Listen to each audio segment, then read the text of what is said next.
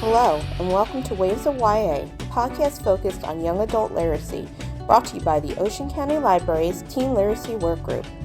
Hello, my name is Lindsay. I'm the teen librarian at the Brick Branch, and joining me today we have Kristen from the Little Egg Harbor Branch, Colleen from the Lacey Branch, and Kit Frick, your author guest for the day. Hello. Yeah. Today's episode features special guest Kit Frick, author of YA thriller I Killed Zoe Spanos and her forthcoming novel Very Bad People.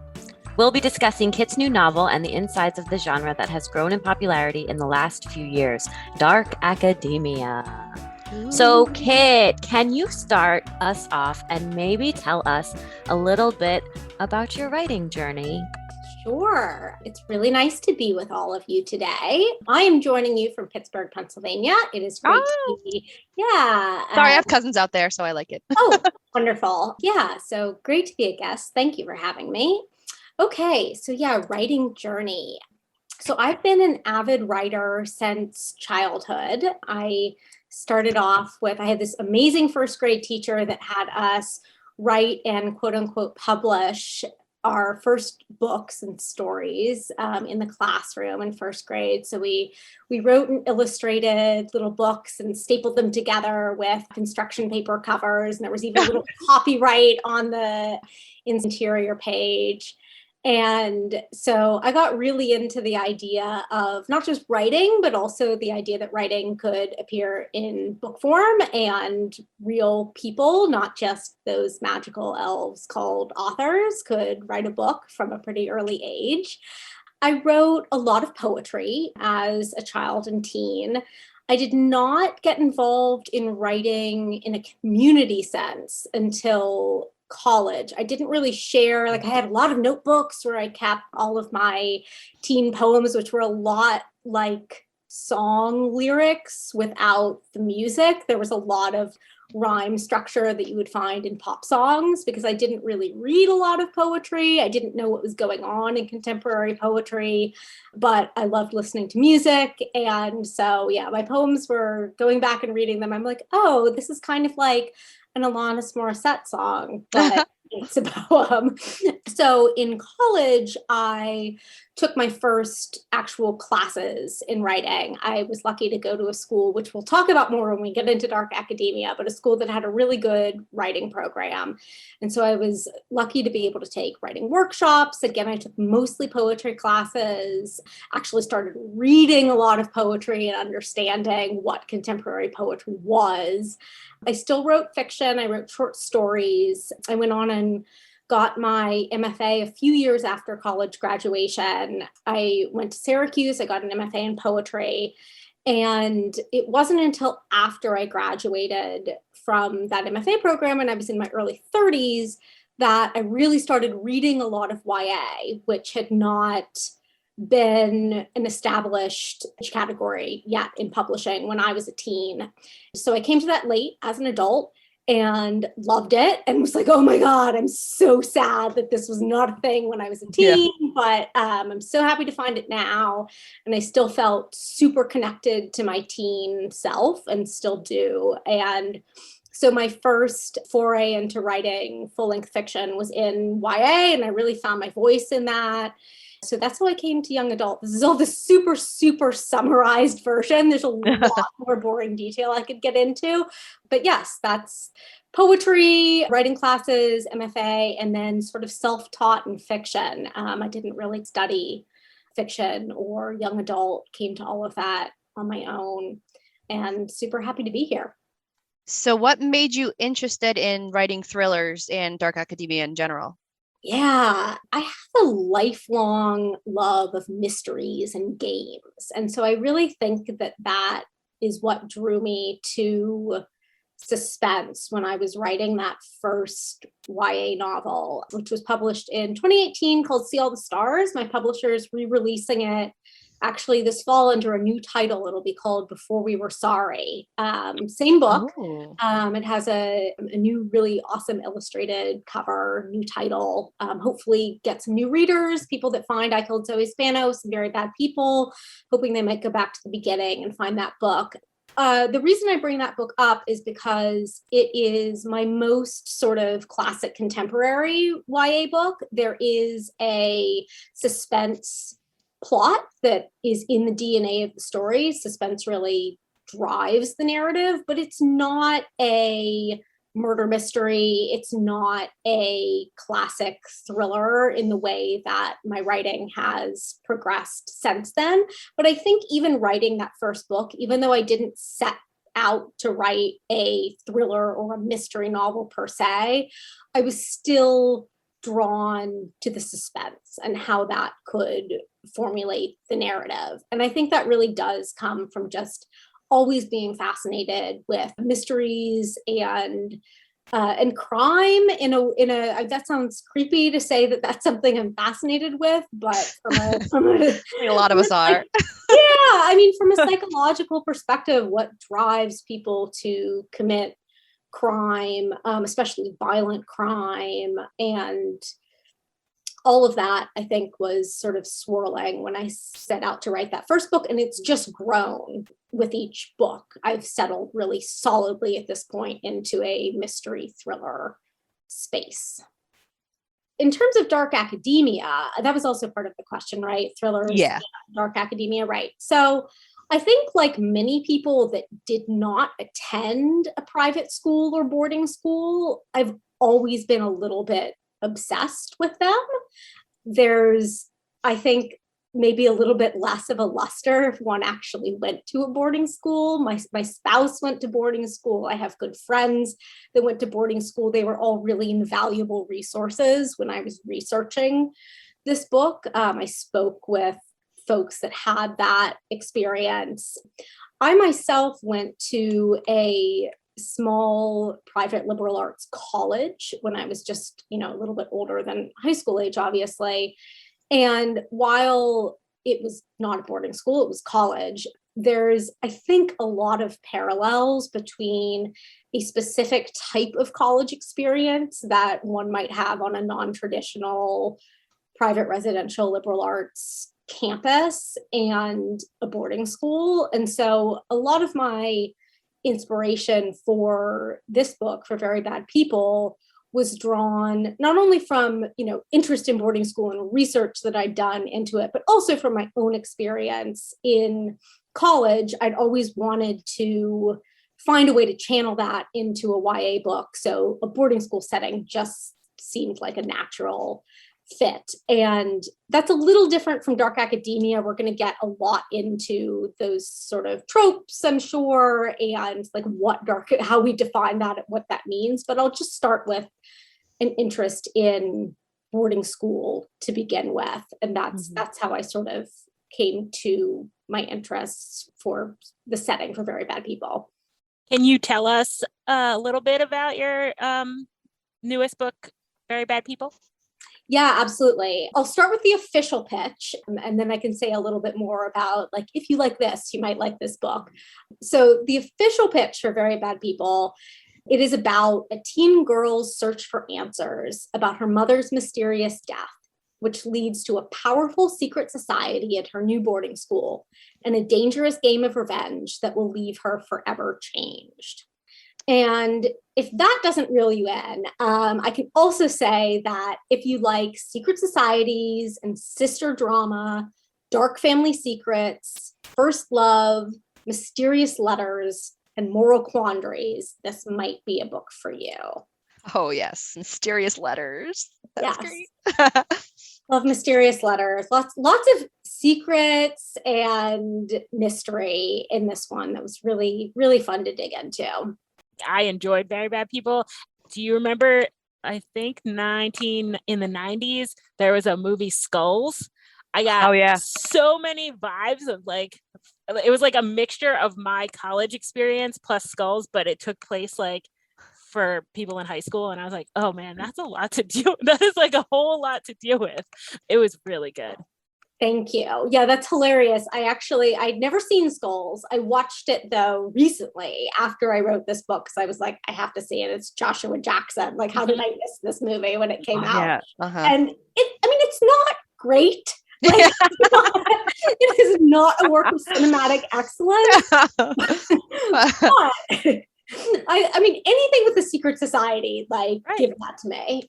Yeah. I mean, I feel like we could say that about most movies from the 90s. It was like not cinematic excellence, but I will go back to it. Like, right.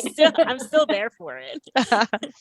So before you came on, we were just talking about what makes a book dark academia, like what fits it into the genre. And maybe this is like a personalized answer because I think we all had a little bit of a twist on our answers. But for the listeners who maybe haven't gotten into this genre, other than like boarding schools, like what else makes it dark academia? And is it only boarding schools?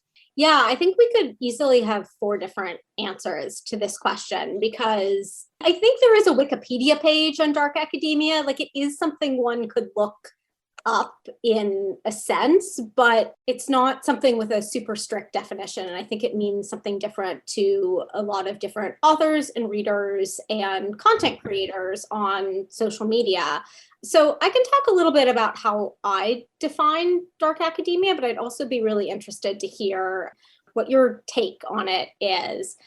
My sense is that it started with this TikTok and Instagram aesthetic, which predated the pandemic, but is fairly recent. And I don't mean that there have not been books set at boarding schools before this time, but rather just the term dark academia, I don't think had been coined until fairly recently. And so now there's both the social media aesthetic, and then there is the way that the term dark academia has been used to be applied to books, often YA, not always YA, also adult market novels, often set at boarding school, but no, I don't think strictly boarding school, also a lot of college and university settings.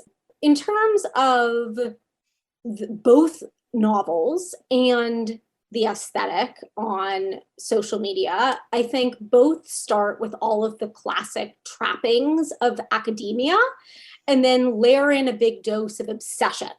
So all of the darkness of the aesthetic, the candles and the skulls and the gothic makeup, all of that comes back to an obsession with learning and knowledge, and set that at a time of coming of age and forming an identity that really appeals to teen readers and young adults, and both readers and also to the young, the teen and young adult community of creators on social media that are creating content with this aesthetic. So I think there's a little bit of a difference when you're talking about what's happening on social media and what's happening in terms of a subgenre of YA thriller or a genre within books, but I think they're all connected in that way.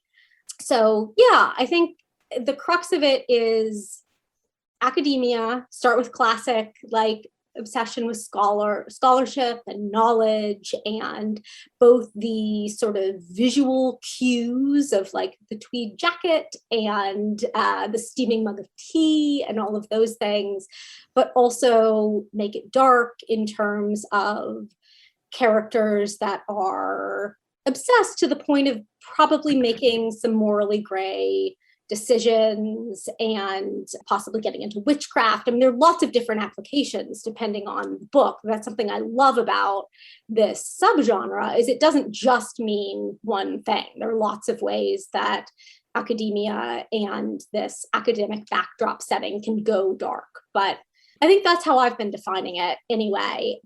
I'm interested to hear what it means for you on the library side of things. I do like the idea you said about it being an obsession with education and like succeeding. And I think we see that it's like, oh, yada, yada, yada. She's a high achieving senior at her boarding school. And, like, and then it's what will she do to keep being number one in her class? We see that the one I read in the fall was Ace of Spades. They're the two highest like achieving people in their class, but they're being blackmailed by this mysterious stranger. In order to keep their place, they have to maybe do some things they shouldn't or keep secrets on others. And then it turns into this huge conspiracy in the whole school, which was pretty wild. I mean, I like the idea of the obsession. And Colleen, you're saying the importance of belonging. I belong as number one, or I belong at this school. That is a theme that comes back a lot of times in the dark academia books. And I'm like already merging into tropes. Like who belongs here? And what does it mean to belong here? And what do you have to do to stay here? Are all like pieces that I think are important in considering something to be in the genre, though I think it is a nebulous genre. Like when I was looking at different lists, I see One of Us is Lying by Karen McManus will make the dark academia list, but for me, that was not as much dark academia as it was the setting is school, but I didn't get the same vibe that I do from books that for me hit marks that are dark academia. Mm-hmm. That's more like just a murder mystery. It's more like on par with like Holly Jackson, which I wouldn't consider hers dark academia, even though she's a high schooler. She's in school, but it's not all about that community of the school. It's more about her and what she's doing. Yes, but then you have Truly Devious, and I would definitely put that in the genre because the school is more than the backdrop. The school is part of the story. I think that for me is the distinction where it's not just a setting. It influences the characters in ways more than just like I'm getting an education. Yeah, it's like it's one of the characters. And I never thought of that before. That's a really good point. Yeah. And that's why I do think that Harry Potter is the original dark academia, because Hogwarts is very essential to the story. Yes. And I hear that, but I don't know. I feel like there was something dark about Dead Poets Society. There's something dark about A Separate Peace. And all of those happened at boarding schools. And they actually predate Harry Potter. Yeah, that's true. Okay. I think Dead Poets Society is a great example. But that does raise an interesting question, thinking about, One of Us is Lying and Holly Jackson series. Those characters attend public schools. And I do wonder, I also don't think of them as being dark academia. I think of them as being amazing YA fabulous thrillers, but not necessarily dark academia. But I am curious, could a public school be a setting for a dark academia novel? I think it could. I don't know that boarding school has become kind of synonymous, at least within YA, with dark academia, not in adult. I mean, then we get into the college and university setting more. But the idea of setting being a character in a lot of these dark academia books, which I think sort of naturally happens at a boarding school setting, because part of the appeal for readers is really the access to a elite institution that has its own set of quirky rules and traditions, etc. That's part of, I believe, what draws readers into a boarding school book, whether it's dark academia or whether it's Curtis Sittenfeld's Prep. These are things that draw readers in. So I wonder if in a public institution, if there is that same attention to detail when it comes to building the setting of that public high school, if perhaps a book could be dark academia. I think it's possible. I don't know that I've really seen that, or at least like those books may exist and it's not front of mind for me, but I think it's possible for sure. Yeah, especially as the genre grows, we might see more people writing dark academia, and then from a different perspective. But yeah, nothing jumps out to me as taking place in a public school at all that I've read. I was trying to think of some, but I think they're all at least private schools, if not boarding schools. Yeah, but certainly at public school, like there can be secretive things going on. You could have something equivalent to a secret society in a public school. I think we just haven't really seen that yet. Or if we have, someone needs to tell me because I want to read that book. Yeah. Bring it to my attention, please. So do you have any favorite dark academia YA books that you've read. I am the one who asked what dark academia was, which is what got our conversation started. So I'm curious to know what your favorites are. Oh, yeah. So this is not YA, although I will get into YA, but I think I would be remiss without starting with Donna Tartt's The Secret History, which definitely checks all of those dark academia boxes for me. And there's a reason it's probably the most talked about dark academia title on Book Talk. It is definitely ubiquitous. I doubt anyone listening to this podcast is like, oh, that's what I haven't heard of.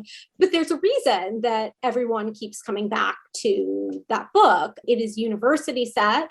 It is written for an adult market, but as with I think many books that are set at colleges and universities that have late teen, early 20-something characters, there's a wide appeal among teen readers, just as there is within adult readers. And it is definitely a obsessive academia, privileged thriller with a ton of morally dark content. So that's a classic for a reason within the genre. And then within YA, a few that I've really enjoyed recently are Victoria Lee's A Lesson in Vengeance. It came out last year and was great.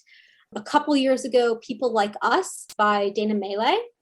And both of those are set at boarding schools. And then also dark academia with a speculative twist, Wilder Girls by Rory Power is another favorite of mine. And it's also pretty recent from a couple of years ago. I found those three to be really exciting. Yeah, I just heard about, actually just today, the Donna Tartt one. So I... Oh, okay. But I was like, oh, this looks really interesting. Maybe my everyone knows this one was... But I was like, oh God, about everyone. It's not, not in your collection. But yeah, I really wanted to read that when I was reading about it. So since you're saying how good it is, I definitely will put it on my list to read. Oh yeah, highly recommend. Yeah. And it's interesting because some of my favorite dark academia is not YA, like you were saying, but I think that it could have some sort of crossover appeal. And one of my favorites, and I have the sequel on hold, was A Deadly Education, which is like super fantasy, but also dark academia because they're in a witchy boarding school. Ooh, learning different like magics and stuff, and there's like crazy stuff going on. It's so good, but it's definitely meant for adults. Mm-hmm. Do I always recommend that to my teens? No, but maybe in a couple of years. Well, something I love about this genre is that it does span not just YA and adult, but also you mentioned Harry Potter, middle grade on up. There's probably even chapter books that fall into this category to a certain degree, although I don't know how dark a lot of chapter books go. But in any case, it spans age categories and it also spans genres, like you were saying, like there's fantasy, there's Leigh Bardugo, there's witchy stuff, there's very contemporary, straight up murder mystery thriller, which tends to be what I gravitate toward because it's what I write. But there's speculative, there's contemporary, there's historical, there's so much crossover in terms of age category and genre. And dark academia occupies this kind of cool subgenre niche that pulls from all of these. I recently read the Chandler Legacies, and it was really fabulous. And for me, it wasn't a murder mystery, but it was very dark anyway. The biggest thing was the things that happen and need to be kept secret to keep the school going. And then how do students who don't like certain parts of the school, as Chandler, parts of the school, how do they show that they love their school and they want to be there, but that the school can be better or the people there can be better? That's something that really resonated for me, as I love the organization because of what I believe the organization can be, not necessarily what it's doing today. Mm-hmm. And so I think that's definitely a piece of dark academia. That's when I'm looking for a book, I want one that has a little bit of that. That sounds really good. I'll have to check that out. Okay, can we talk about tropes? Because that's kind of where I was heading there. Yeah, where I'm heading. I'm like, there's always got to be like a teacher that's like, it's really hard to get them to take anything seriously. And there's got to be like stuff that teens shouldn't have to deal with, but because an adult doesn't do it, you're like, oh, this is all on me. This is what that now I've got to do this. I've got to tackle the entire institution. But I get really nostalgic because I worked in higher education and I was an RA when I went to college. I didn't go to boarding school for high school, but a lot of this resonates on like every level because I'm like, where are the adults? Every time, like all the times that I'm reading, I'm like, why are they not taking care of this? And part of coming of age is figuring out that you need to take care of this stuff too. And so that ends up as one of my favorite tropes is the bumbling adults. Clueless. Yeah. You know what that actually made me think of? And this is not a book, obviously, but I kind of thought of Buffy the Vampire Slayer as kind of a bit of dark academia. That just like came to me. And I'm like, because that's a public school. Jinx. You go. Because she's doing all this stuff. Her mother doesn't know what's going on. She's washing blood out of her clothes and she just pretends it's not happening. Right. And she's like, oh, this is on me. Like I am the person that must defeat all of the demons. Like that's all on me. Like I have algebra. Come on. Yeah, the mundane having to go to class but still having all this pressure on you, whether it's just being blackmailed or whether it is saving the world. It's like very interesting. Yeah, and I mean, I think that's something that draws readers to YA in general, right? It's the teen-centered stories where teens are often taking on so much more than perhaps they should have to, or in a way that is really empowering because the adults take a back seat and the teens get to play the leading role. Yeah, I mean, that's definitely something that has always drawn me as a reader. And because like you, there wasn't really a YA section when I was growing up, I'm like, I need these lessons now. Please tell me, how do I deal with this YA books? And that's like one of the reasons that I get so connected to YA books, because I'm like, I need to know what I'm supposed to do because I jumped from like R.L. Stine to Stephen King and like there was nothing in between with the steps. No, that's so true. The teen section when I was growing up, it was all R.L. Stine and Christopher Pike. We had lots of that. Like if you wanted horror, you were set. But if you wanted anything else, like you had to seek out books that were written for adults, but that centered teen characters in the general fiction section, which I did a lot. And I loved those books. But yes, tropes. Secret societies, of course. We've talked about that a little bit. That obviously plays a prominent role in Very Bad People. Give me a secret society. I am always going to be fascinated. I want to know about all of the arcane ritual. I want to know about the hierarchy of power. I want to know about the interaction between the campus writ large and the functioning of the secret society. I'm all about those books. And let's see what else. This is something that we already talked about a little bit, but I think of it as a trope as well, which are college or boarding school campuses that are a character in their own right. I mean, that's something that feels like a pretty essential element for me when reading dark academia. And I'll broaden that to say any school setting that feels like a character in its own right.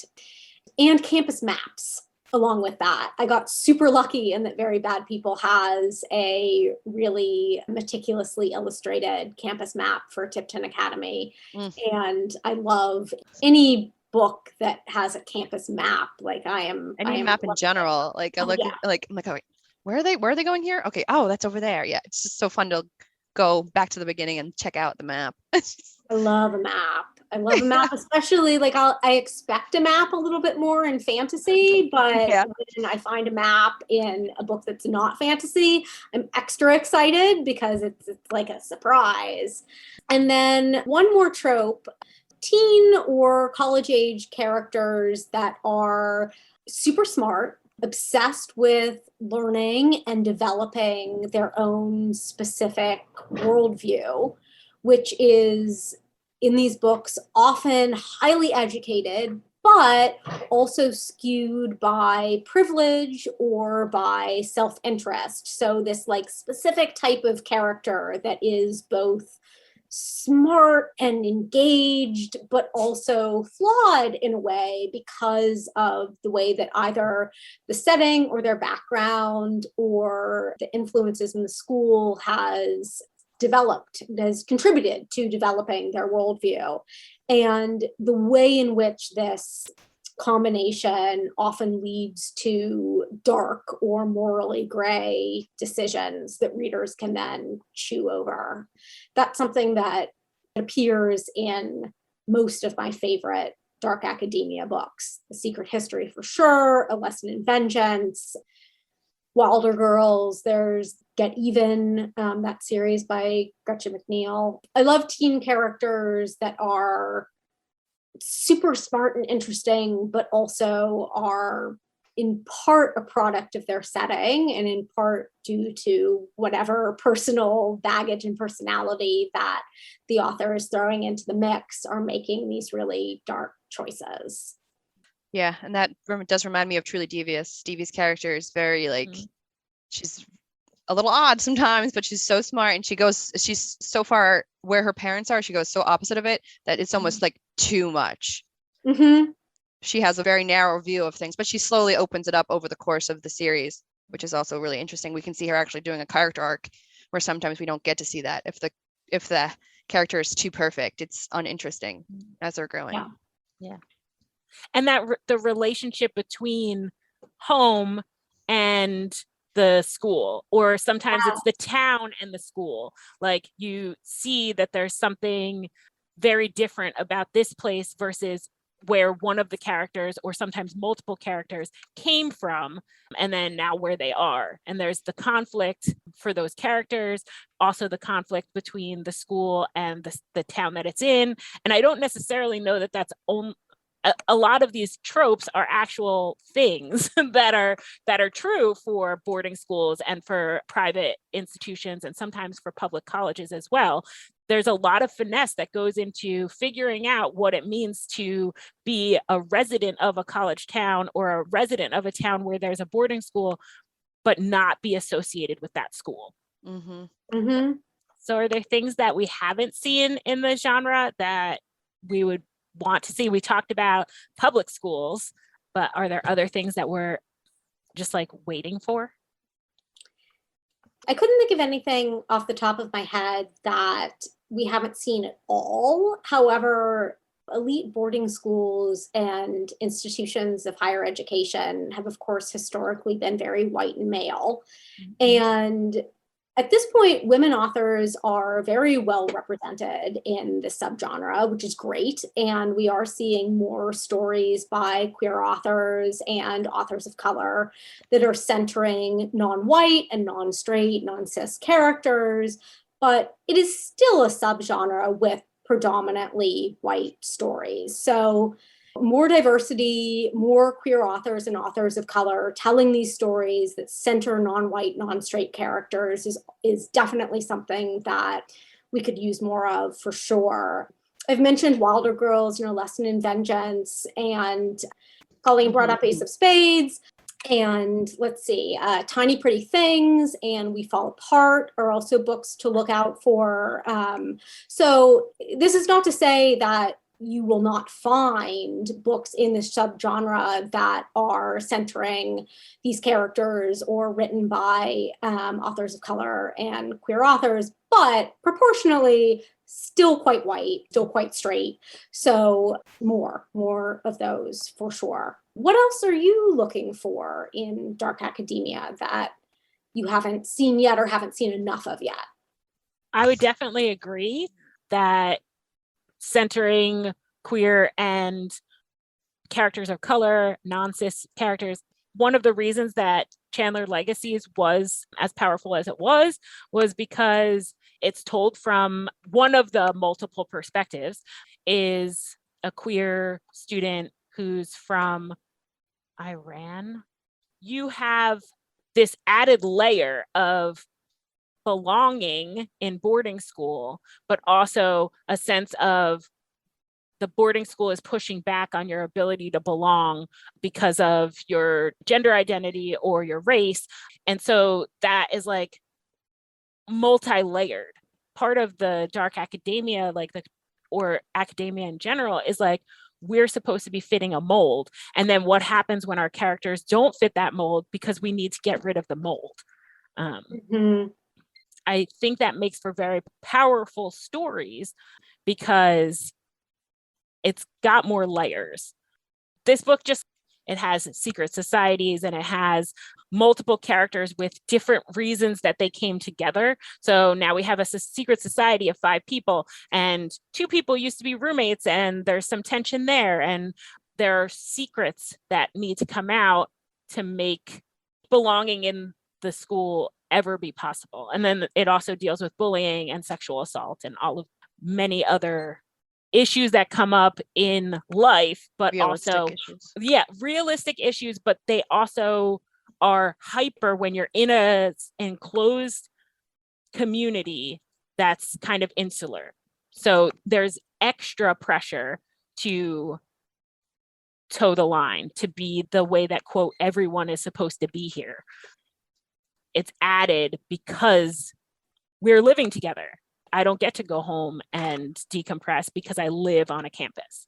Yeah, the insularity and the sort of bubble effect of a campus, whether it's college or boarding school, is definitely, I think, one of the reasons that most of these books are set not at public institutions where you can go home at the end of the day. Oh, but actually, that makes me think. I think the Get Even series, which I mentioned, by Gretchen McNeil, that is a private school, but it's not residential. Yeah.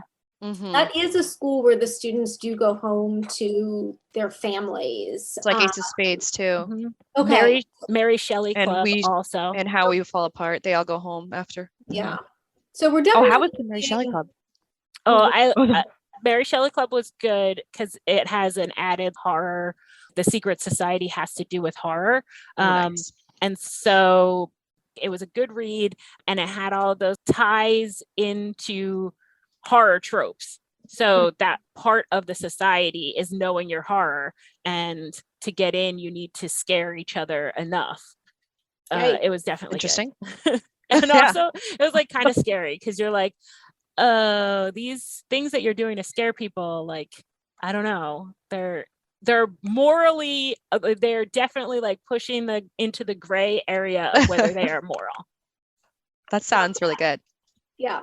I mean, I think one of the reasons that this question is a little tricky is because there is so much room in this genre to explore horror and fantasy and contemporary and murder mystery. And so we are seeing already a lot of things within this subgenre. So it's great because there are so many different avenues that authors are already exploring. And I'm sure also from a librarian perspective, it's great because you have a kid that's interested in horror.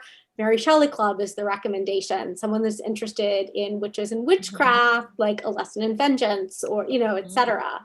So that's really cool about it. I think we might need more science fiction, dark academia. You're stuck in a spaceship, and that's even more insular than a boarding school because you can't even go outside and take a walk. Right. Or something with sort of like the Girls with Sharp Sticks series where maybe we've got some AI happening, but it's in a residential community. And that's where you're learning, you're living, but also there's this fantastical element. Yeah, that would be very cool. And we might see more. Yeah. As it keeps being popular. The Kazuo Ishirugo book from, oh my gosh, I'm blanking. Never Let Me Go. Yes.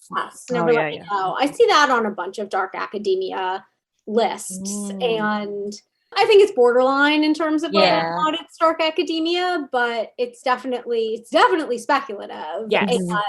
And I think it's been a bunch of years since I've read that book, but is it originally it's at a school setting at the beginning. When they're young. I saw the movie. It's I a never read the boarding book, school It they is grow a up in. Right. Yeah. It is. And then like the characters go out into the community. Mhm. So I think that's why it makes some of the dark academia lists. But yeah, there's not a whole lot in the sci-fi. Yeah. I feel like it's at a school, but it's not necessarily about their education, more so about what's happening to them. Right. The larger where they go. societal, right, without giving away the conceit of the book. But Yeah. it's about the larger societal issues that these characters are tackling. I'm learning so much. I honestly, because I am on Bookstagram all the time and I see everyone's posts, and I just automatically assumed that dark academia was fantasy or had to do with magic. And so I didn't put the pieces together that, it could be anything really, which is cool. But like those magic schools, like Harry Potter and like some of the other magic schools, they often do have. Yeah. And that's probably why I assumed. But those are important books in the genre also. So your Very Bad People is dark academia. Do you have ideas or plans for any more dark academia stories? Ooh, I would love to write a sequel. I think this book really sets itself up for a sequel really nicely, but I don't know yet whether or not there will be one. I've discussed it with my publisher. We will see what happens. My next book will be completely removed from school. I seem to alternate between setting in a school and setting somewhere completely different. I Killed Zoe Spanos is set actually the summer after high school graduation, summer job in the Hamptons. The book that will be my next YA book, which I'm just starting to work on now, will be set at a resort on a family vacation. So no school at all for it'll be over a break. But then I will probably be interested in coming back to a school setting again. And we'll see if it for a sequel for this book or for something else. Now I'm kind of interested in that public school with a secret layer idea. So, maybe there's something there. I don't know.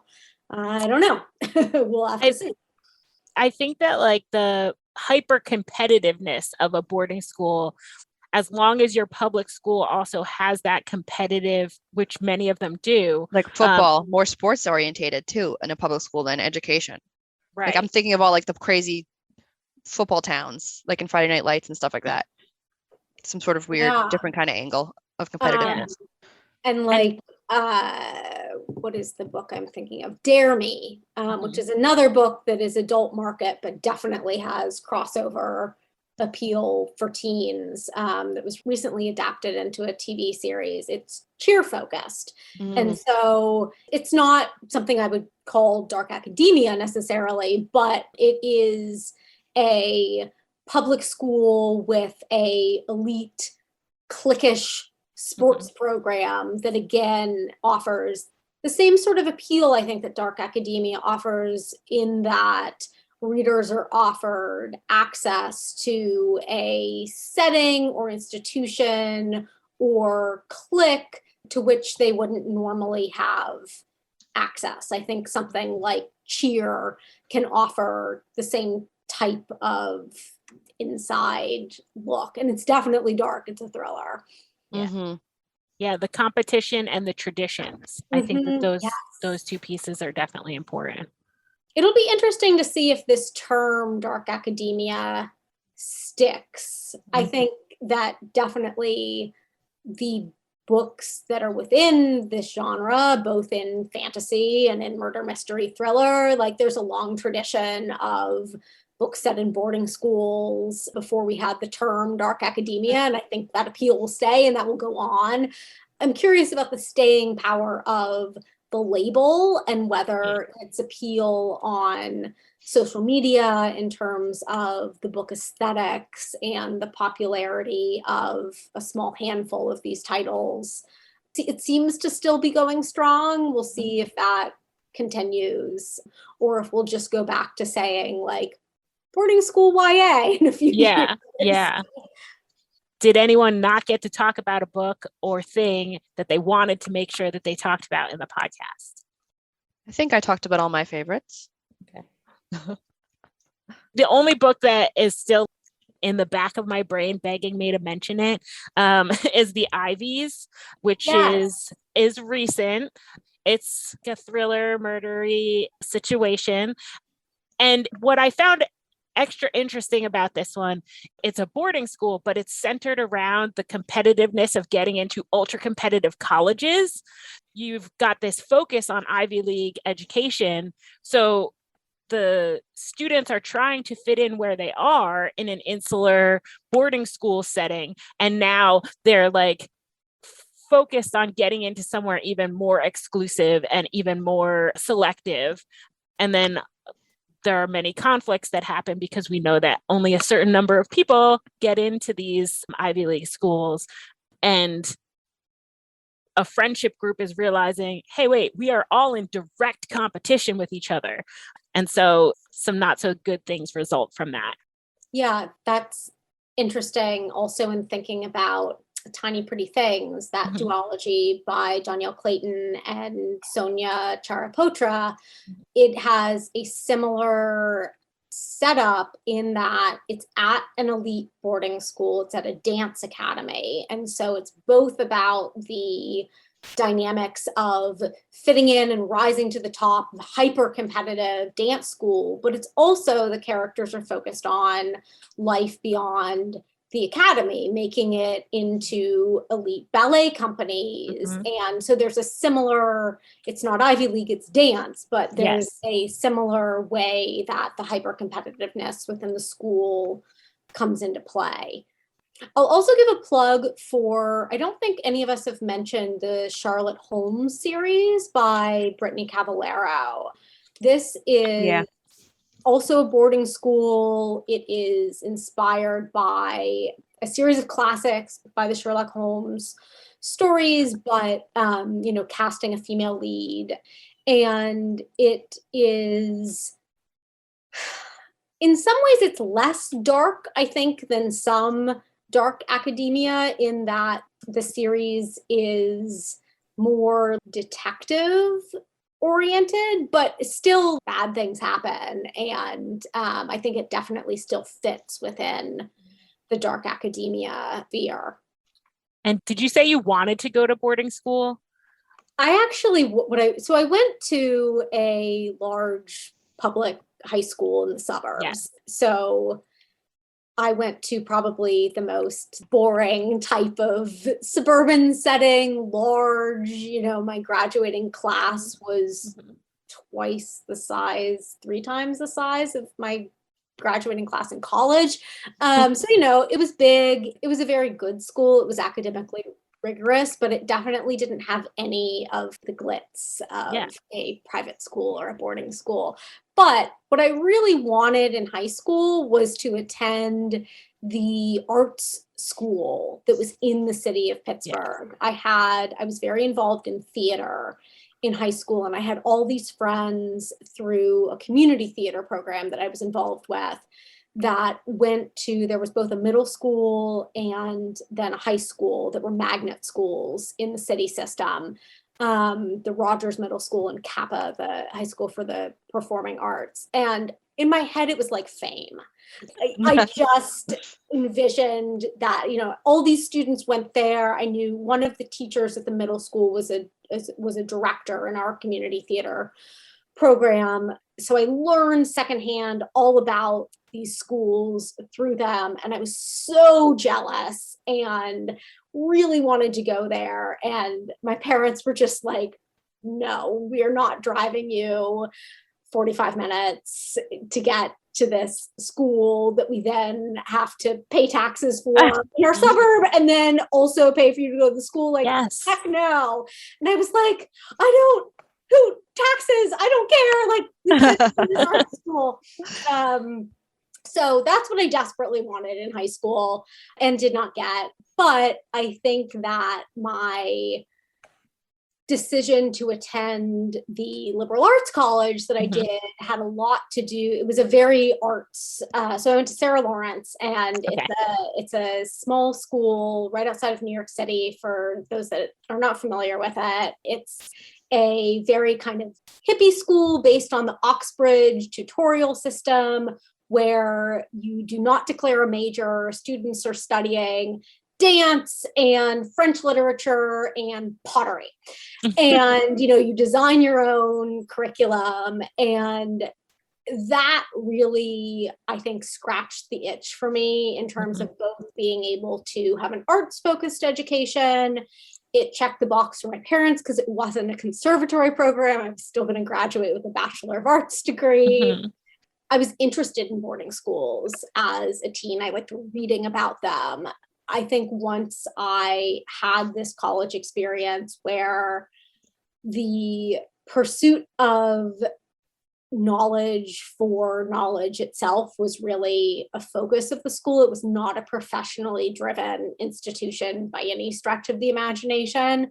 I don't know what the current policies are, but at least when I attended in the early 2000s, classes could not be professionally focused. There were many writing classes, but there was no journalism program, for instance. I remember one visiting professor kind of getting a slap on the wrist because he had a more music journalism focused class, and administration was mad about that. It was too practical. So that sort of educational experience, I think, was then what really drew me back to the idea of a boarding school as an author, because that just deep dive into scholarship and the intense encouragement of the individual at this particular school where I went, with the design your own curriculum program and the lack of majors and the system where it was a seminar conference system. So you would meet with your professor in a small group for class, and then you would have these bi-weekly individual meetings where you'd be working on a separate independent study project called a conference project. So I don't imagine that most boarding schools are set up in this way, but in my head, there was a definite overlap between that type of college experience. It's so different from, there's so many different college experiences out there in the US alone, but it seemed boarding school-esque in a way that I felt would translate to YA in a way. And of course, the school that I developed, Tipton Academy, has a few things drawn from Sarah Lawrence. They're very few specific. I didn't actually end up putting a lot of the school into it, but sort of in the back of my head, atmospherically, it was a driving force.